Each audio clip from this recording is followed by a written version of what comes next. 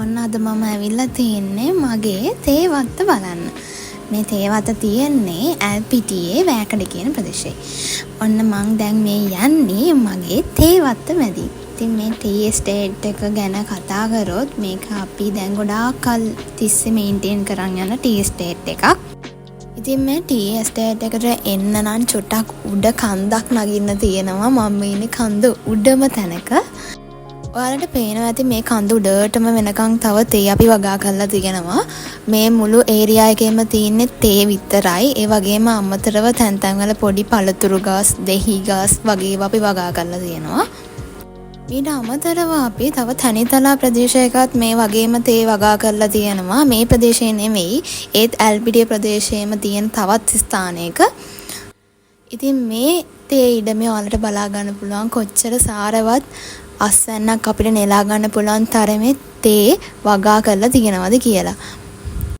ඒ වගේම අපි මාසෙකට එකපාරක් ඇවිල්ලා මේක මේන්ටේන්ස් වෙන්නේ කොහොමද? ඒ වගේම මේක වැඩ කරන හැටි වැටොප් බෙවීම සිදු කිරීම වගේ දේවල් සිද්ධ කරනවා.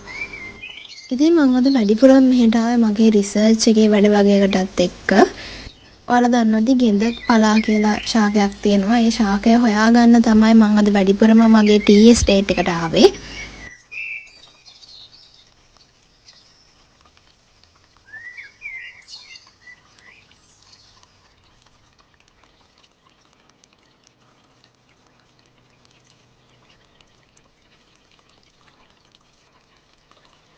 ඉතින් මේ තියෙන්නේ අද දවසේ දැනට කඩලා තියෙන තේ ප්‍රමාණය. තාම මෙතන භාගයයි කඩලා තියෙන්නේ. තව කඩන්න ගොඩාක් ඉතුරු වෙලා තියෙනවා.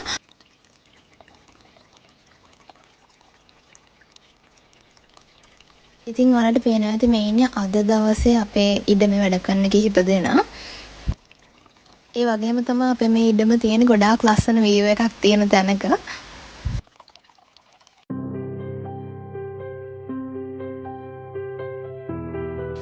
ඉතින් ඒ කඩාගත්තු දළු ටික අපි ඒ උඩ තියෙන ඉඩමේ ඉඳන් පල්ලෙහාට ගේන්නේ මෙන්න මේ විදියට.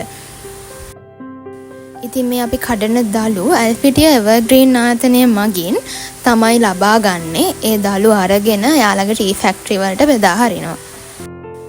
ඉතින් මෙන්න මේ විදියට තමයි ඒ උඩදී කඩපු තේ දළු අපි පල්ලෙහාට ගෙන්න ගන්නේ.